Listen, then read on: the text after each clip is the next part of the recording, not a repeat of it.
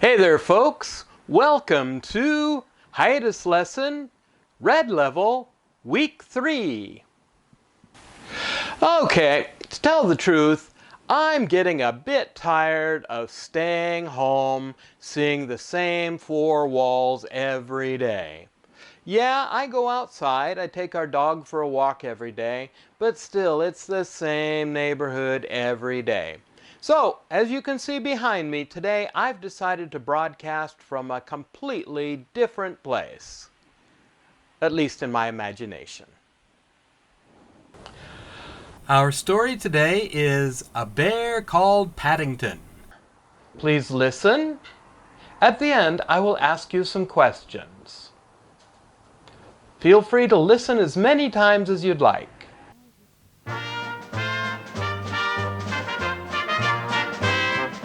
A Bear Called Paddington by Michael Bond. Mr. and Mrs. Brown first met Paddington on a railway platform. In fact, that was how he came to have such an unusual name for a bear, for Paddington was the name of the station. The Browns were there to meet their daughter, Judy, who was coming home from school for the holidays. Trains were whistling, taxis hooting, porters rushing about shouting at one another, and altogether there was so much noise that Mr. Brown, who saw him first, had to tell his wife several times before she understood. A bear? On Paddington Station? Mrs. Brown looked at her husband in amazement. Well, don't be silly, Henry, there can't be. Mr. Brown adjusted his glasses. But there is, he insisted. I distinctly saw it. Over there, behind those mail bags. It was wearing a funny kind of hat. Without waiting for a reply, he caught hold of his wife's arm and pushed her through the crowd, through a gap in a pile of suitcases towards the Lost Property Office. There you are, he announced triumphantly, pointing towards a dark corner. I told you so. Mrs. Brown followed the direction of his arm and dimly made out a small, furry object in the shadows. It seemed to be sitting on some kind of suitcase, and around its neck there was a label with some writing on it. The suitcase was old and battered, and on the side, in large letters, were the words, Wanted on Voyage. Mrs. Brown clutched at her husband. Why, Henry, she exclaimed, I believe you were right after all. It is a bear. She peered at it more closely. It seemed a very unusual kind of bear. It was brown in color, a rather dirty brown, and it was wearing a most odd-looking hat, with a wide brim, just as Mr. Brown had said. From beneath the brim, two large, round eyes stared back at her. Seeing that something was expected of it, the bear stood up and politely raised its hat, revealing two black ears. Good afternoon, it said in a small, clear voice. Good afternoon, replied Mr. Brown doubtfully. There was a moment of silence. The bear looked at them inquiringly. Can I help you? Mr. Brown looked rather embarrassed. Well, no. As a matter of fact, we were wondering if we could help you. Mrs. Brown bent down. You're a very small bear, she said. The bear puffed out its chest. I'm a very rare sort of bear, he replied importantly. There aren't many of us left where I come from. And where is that? Asked Mrs. Brown. The bear looked round carefully before replying. Darkest Peru. I'm not really supposed to be here at all. I'm a stowaway. A stowaway? Mr. Brown lowered his voice and looked anxiously over his shoulder. Yes, said the bear. I emigrated, you know. A sad expression came into its eyes. I used to live with my Aunt Lucy in Peru, but she had to go into a home for retired bears. You don't mean to say you've come all the way from South America by yourself? Exclaimed Mrs. Brown. The bear nodded. Aunt Lucy always said she wanted me to emigrate when I was old enough. That's why she taught me to speak English. But whatever did you do for food? Asked Mr. Brown. You must be starving. Bending down, the bear unlocked the suitcase with a small key which it also had round its neck, and brought out an almost empty glass jar. I ate marmalade, he said, rather proudly. Bears like marmalade, and I lived in a lifeboat. But what are you going to do now? Said Mr. Brown. You can't just sit on Paddington Station waiting for something to happen. Oh, I shall be all right, I expect. The bear bent down to do up its case again. As he did so, Mrs. Brown caught a glimpse of the writing on the label. It said simply, "Please look after this bear. Thank you." She turned appealingly to her husband. "Oh, Henry, what shall we do? We can't just leave him here. There's no knowing what might happen to him. London's such a big place when you've nowhere to go. Can't he come home and stay with us for a few days?" Mr. Brown hesitated. "But, Mary, dear, we can't take him, not just like that. After all what?" Mrs. Brown's voice had a firm note to it. She looked down at the bear. "He is rather sweet, and he'd be such company for Jonathan and Judy, even if it's only for a little while. They'd never forgive you if they knew you'd left him here."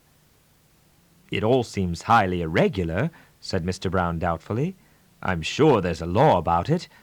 He bent down. "Would you like to come and stay with us?" he asked. "That is," he added hastily, not wishing to offend the bear, "if you've nothing else planned." The bear jumped, and his hat nearly fell off with excitement. "Oh, yes, please. I should like that very much. I've nowhere to go, and everyone seems in such a hurry." "Well, that's settled then," said Mrs. Brown, before her husband could change his mind. "And you can have marmalade for breakfast every morning, and—" She tried hard to think of something else bears might like. "Every morning?" The bear looked as if it could hardly believe its ears. "I only had it on special occasions at home. Marmalade's very expensive in darkest Peru." "Then you shall have it every morning starting tomorrow," continued Mrs. Brown. "And honey on Sunday." A worried expression came over the bear's face. "Will it cost very much?" he asked. "You see, I haven't very much money." "Of course not. We wouldn't dream of charging you anything. We shall expect you to be one of the family, shan't we, Henry?" Mrs. Brown looked at her husband for support. "Of course," said Mr. Brown. "By the way," he added, "if you are coming home with us, you'd better know our names. This is Mrs. Brown, and I'm Mr. Brown." The bear raised its hat politely, twice. "I haven't really got a name," he said, "only a Peruvian one which no one can understand." "Then we'd better give you an English one," said Mrs. Brown. "It'll make things much easier." She looked round the station for inspiration. "It ought to be something special," she said thoughtfully. "I know what!" she exclaimed. "We've found you on Paddington Station, so we'll call you Paddington." Paddington. The bear repeated it several times to make sure. "It seems a very long name." "Quite distinguished," said Mr. Brown. "Yes, I like Paddington as a name. Paddington it shall be." Mrs. Brown stood up. "Good. Now, Paddington, I have to meet our little daughter Judy off the train. She's coming home from school. I'm sure you must be thirsty after your long journey, so you go along to the buffet with Mr. Brown, and he'll buy you a nice cup of tea." Paddington licked his lips. "I'm very thirsty," he said. "Sea water makes you thirsty." He picked up his suitcase, pulled his hat down firmly over his head, and waved a paw politely in the direction of the buffet. "After you, Mr. Brown." Thank you, Paddington," said Mr. Brown. "Now, Henry, look after him," Mrs. Brown called after them. "And for goodness sake, when you get a moment, take that label off his neck. It makes him look like a parcel. I'm sure he'll get put in a luggage van or something if the porter sees him." The buffet was crowded when they entered, but Mr. Brown managed to find a table for two in a corner. By standing on a chair, Paddington could just rest his paws comfortably on the glass top. He looked around with interest while Mr. Brown went to fetch the tea. The sight of everyone eating reminded him of how hungry he felt. "Well, Paddington," said Mr. Brown as he placed two steaming cups of tea on the table and a plate piled high with cakes, "how's that to be going on with?" Paddington's eyes glistened. "It's very nice, thank you," he exclaimed, eyeing the tea doubtfully. "But it's rather hard drinking out of a cup. I usually get my head stuck, or else my hat falls in and makes it taste nasty." Mr. Brown hesitated. "Then you'd better give your hat to me. I'll pour the tea into a saucer for you. It's not really done in the best circles, but I'm sure no one will mind just this once." Paddington removed his hat and laid it carefully on the table while Mr. Brown poured out the tea. He looked hungrily at the cakes, in particular at a large cream and jam one which Mr. Brown placed on a plate in front of him. "There you are, Paddington," he said. "I'm sorry they haven't any marmalade ones, but these were the best I could get." "I'm glad I emigrated," said Paddington as he reached out a paw and pulled the plate nearer. "Do you think anyone would mind if I stood on the table to eat?" Before Mr. Brown could answer, he had climbed up and placed his right paw firmly on the bun. It was a very large bun, the biggest and stickiest Mr. Brown had been able to find, and in a matter of moments most of the inside found its way on to Paddington's whiskers. People started to nudge each other and began staring in their direction. Mr. Brown wished he had chosen a plain, ordinary bun, but he wasn't very experienced in the ways of bears. He stirred his tea and looked out of the window, pretending he had tea with a bear on Paddington Station every day of his life. "Henry!" The sound of his wife's voice brought him back to earth with a start. "Henry, whatever are you doing with that poor bear? Look at him. He's covered all over with cream and jam." Mr. Brown jumped up in confusion. "He seemed rather hungry," he answered lamely. Mrs. Brown turned to her daughter. "This is what happens when I leave your father alone for 5 minutes." Judy clapped her hands excitedly. "Oh, Daddy, is he really going to stay with us?" Paddington, who all this time had been too interested in his bun to worry about what was going on, suddenly became aware that people were talking about him. He looked up to see that Mrs. Brown had been joined by a little girl with laughing blue eyes and long fair hair. He jumped up, meaning to raise his hat, and, in his haste, slipped on a patch of strawberry jam which somehow or other had found its way onto the glass tabletop. For a brief moment he had a dizzy impression of everything and everyone being upside down. He waved his paw wildly in the air, and then, before anyone could catch him, he somersaulted backwards and landed with a splash in his saucer of tea. He jumped up even quicker than he had sat down, because the tea was still very hot, and promptly stepped into Mr. Brown's cup. Judy threw back her head and laughed until the tears rolled down her face. "Oh, Mummy, isn't he funny?" she cried. Paddington, who didn't think it at all funny, stood for a moment with one foot on the table and the other in Mr. Brown's tea. There were large patches of white cream all over his face, and on his left ear there was a lump of strawberry jam. "You wouldn't think," said Mrs. Brown, "that anyone could get in such a state with just one bun." Mr. Brown coughed.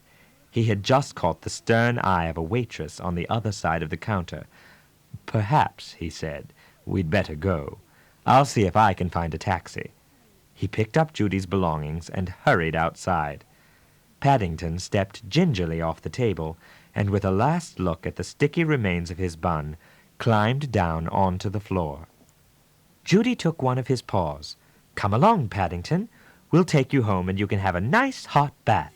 Then you can tell me all about South America. I'm sure you must have had lots of wonderful adventures." "I have," said Paddington earnestly. "Lots. Things are always happening to me. I'm that sort of bear." When they had come out of the buffet, Mr. Brown had already found a taxi, and he waved them across. The driver looked hard at Paddington, and then at the inside of his nice, clean taxi. "Bears is 6 pence extra," he said gruffly. "Sticky bears is 9 pence." "Well, he can't help being sticky, driver," said Mr. Brown. "He's just had a nasty accident." The driver hesitated.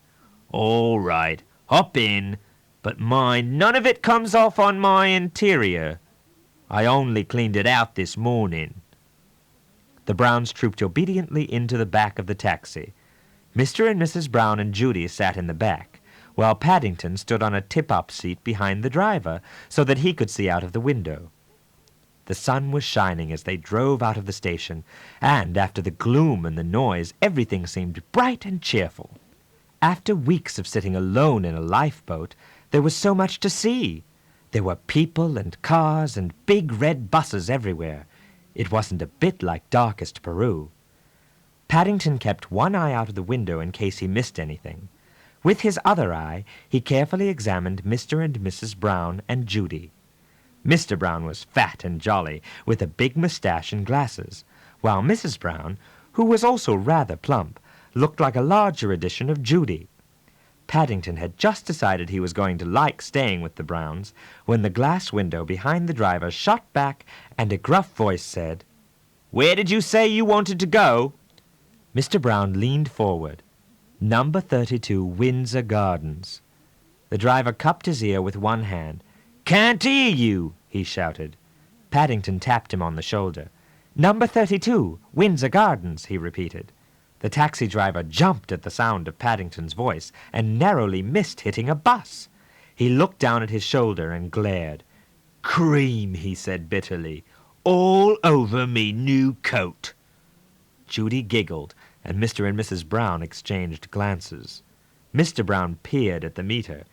He half expected to see a sign go up, saying they had to pay another 6pence. "I beg your pardon," said Paddington.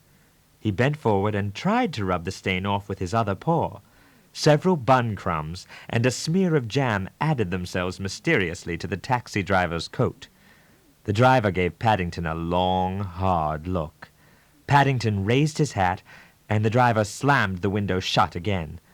"Oh, dear," said Mrs. Brown. "We really shall have to give him a bath as soon as we get indoors. It's getting everywhere." Paddington looked thoughtful. It wasn't so much that he didn't like baths. He really didn't mind being covered with jam and cream. It seemed a pity to wash it all off quite so soon. But before he had time to consider the matter, the taxi stopped and the Browns began to climb out. Paddington picked up his suitcase and followed Judy up a flight of white steps to a big green door.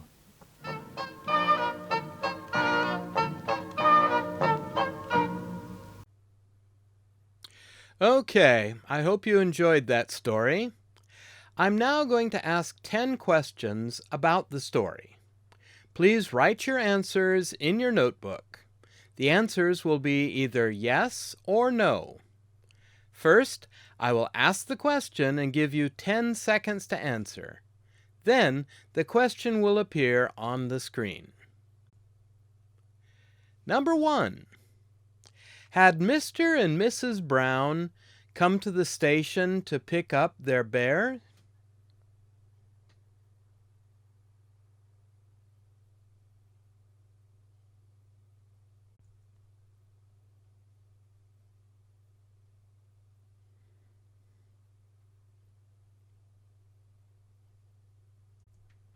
Number 2. Was it unusual to see a bear in the train station?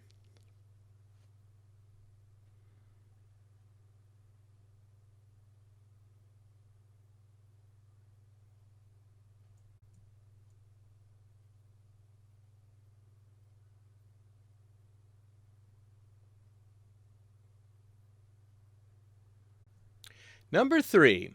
Had the bear come from Peru by train?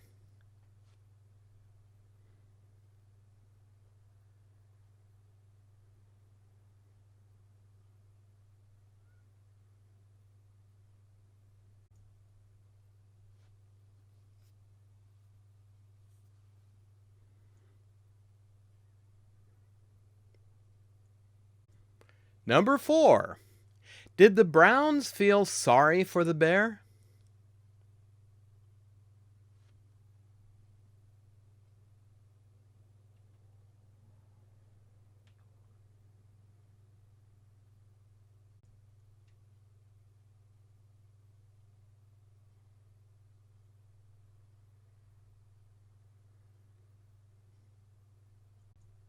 Number 5. Was Paddington the bear's real name?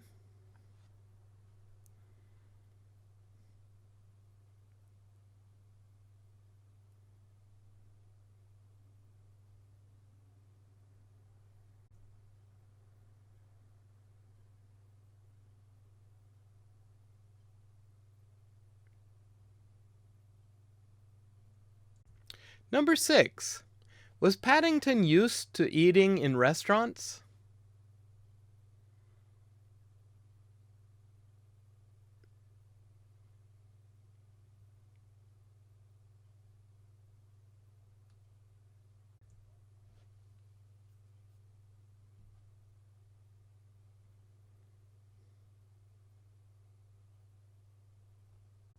Number 7.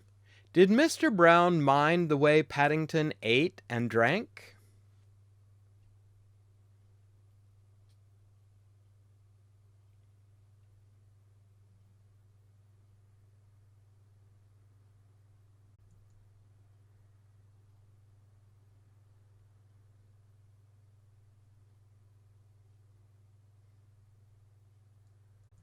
Number 8. Was Judy happy to see Paddington?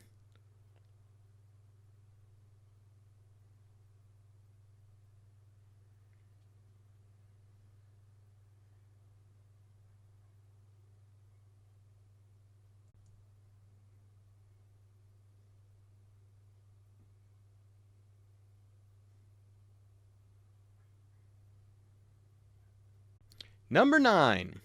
Was the taxi driver glad to have a bear as a passenger?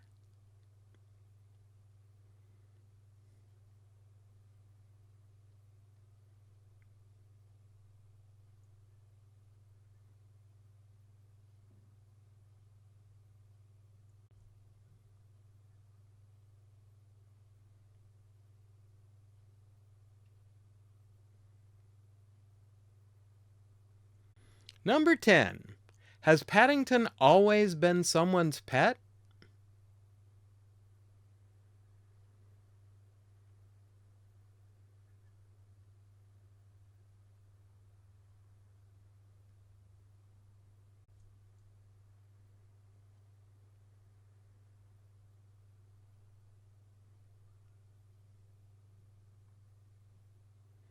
Okay, so look back over your answers. If you need to listen again, feel free. Okay, if you've got it all down, let's check the answers.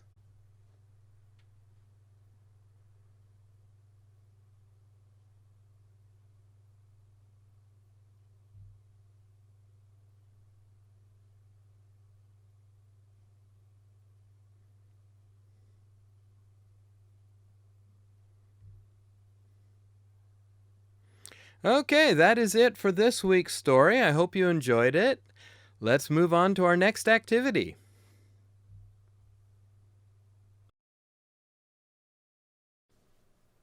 Okay, today we're going to continue our look at advertising techniques from last week.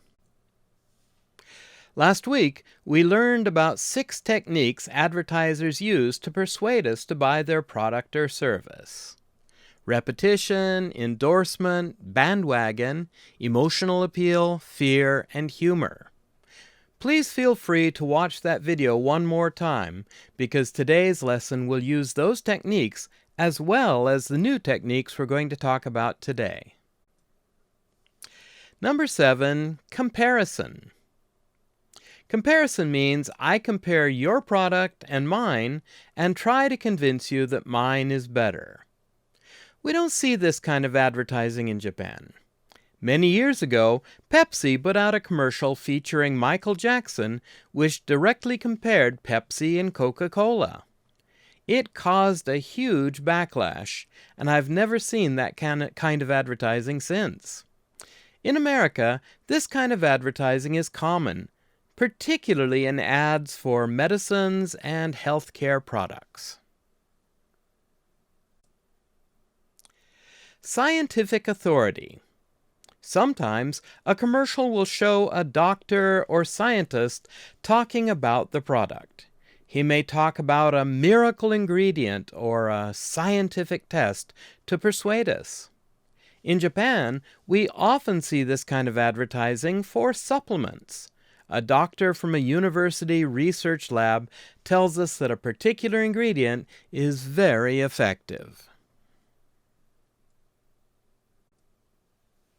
Information. Sometimes, if a product or service is new, The advertisement may just show us the product and explain what it does. Simple.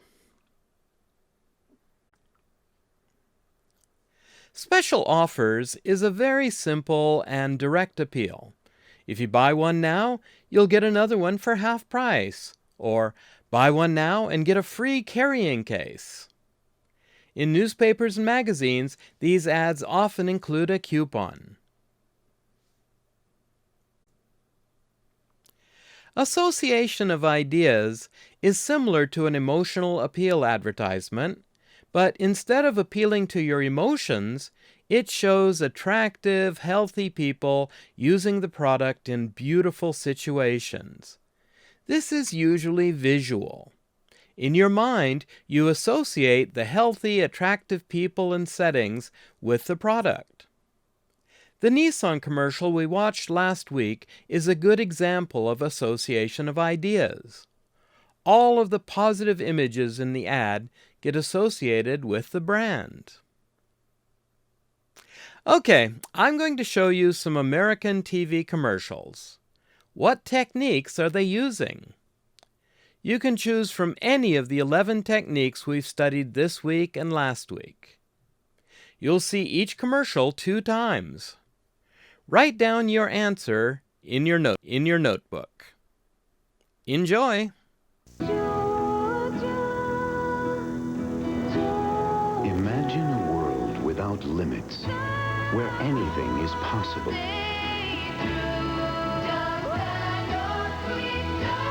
AT&T believes communication can help make it happen. Because when people communicate, there's no limit to what they can do.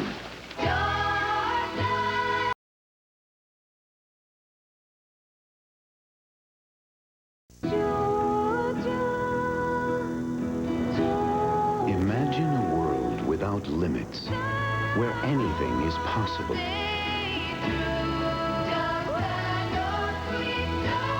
AT&T believes communication can help make it happen. Because when people communicate, there's no limit to what they can do.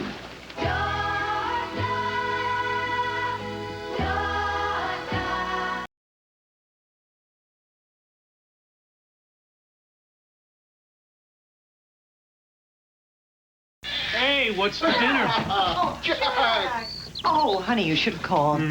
I wouldn't be making my famous chili. 5 alarm? You got it. But you know it gives you heartburn. It's okay. I can prevent it now with Tagamin HB. Still, dinner will be ready in half an hour. Plenty of time.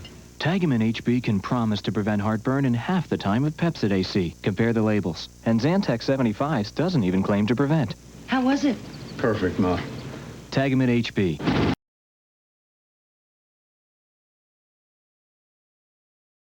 Hey, what's for dinner? Oh, Jack!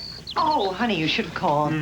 I wouldn't be making my famous chili. 5 alarm? You got it. But you know it gives you heartburn. It's okay. I can prevent it now with Tagamin HB. Still, dinner will be ready in half an hour. Plenty of time. Tagamin HB can promise to prevent heartburn in half the time of Pepcid AC. Compare the labels. And Zantac 75s doesn't even claim to prevent. How was it? Perfect, Ma. Tagamin HB. Advanced prevention of heartburn in half the time.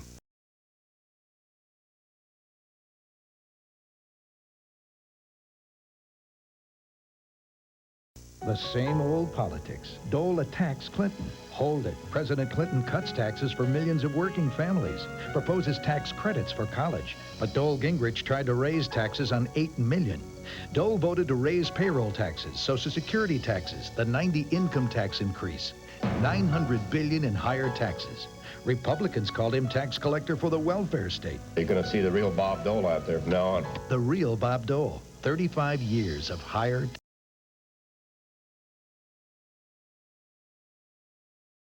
The same old politics. Dole attacks Clinton. Hold it. President Clinton cuts taxes for millions of working families, proposes tax credits for college. But Dole Gingrich tried to raise taxes on 8 million. Dole voted to raise payroll taxes, Social Security taxes, the 90 income tax increase, 900 billion in higher taxes. Republicans called him tax collector for the welfare state. You're going to see the real Bob Dole out there from now on. The real Bob Dole. 35 years of higher This is an example of a negative political ad. It's for Bill Clinton, but his name is hardly mentioned. It's full of bad things about his opponent, Bob Dole. Do 10 tennis balls compare with our nearest competitor? We'll drop 3 pen tennis balls from the top of a 40-story building. You can see that even from 40 stories, each pen tennis ball bounces to the same height every time. Now we try the same test. Do 10 tennis balls compare with our nearest competitor? We'll drop 3 pen tennis balls from the top of a 40-story building. You can see that even from 40 stories, each pen tennis ball bounces to the same height every time. Now we try the same test with our competitor. 10 tennis balls. You've seen one, you've seen them all.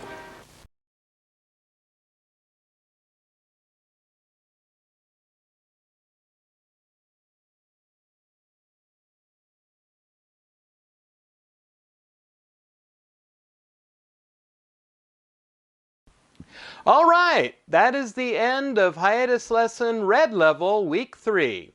I hope you enjoyed it and found it useful. Okay, we will be back here next Friday. So take care, keep safe, we'll see you then. Bye-bye.